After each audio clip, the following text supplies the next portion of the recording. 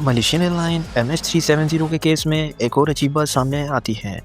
Plane के गायब होने के बाद उसका आकाश सिस्टम जो मैनुअली बंद किया गया, जो सिर्फ कॉकपिट से ऑफ होता है। इसका मतलब ये कोई टेक्निकल फॉल्ट नहीं बल्कि ह्यूमन एक्शन था।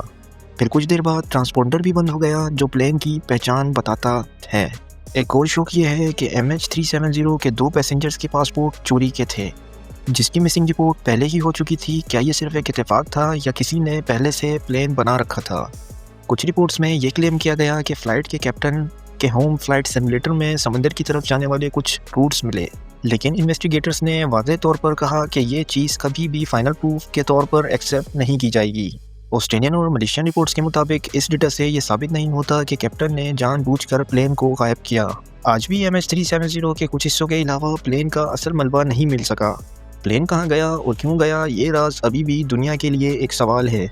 लेकिन कहानी यहीं ख़त्म नहीं होती। पार्ट 4 में हम एक ऐसा एंगल देखेंगे जिसका ताल्लुक सैटेलाइट डेटा और लास्ट सिग्नल से है, जो इस केस को और भी गहरा बना देगा। इसलिए MH370 अब तक एविएशन हिस्ट्री का सबसे बड़ा अनसॉल्व्ड मिस्ट्री केस है।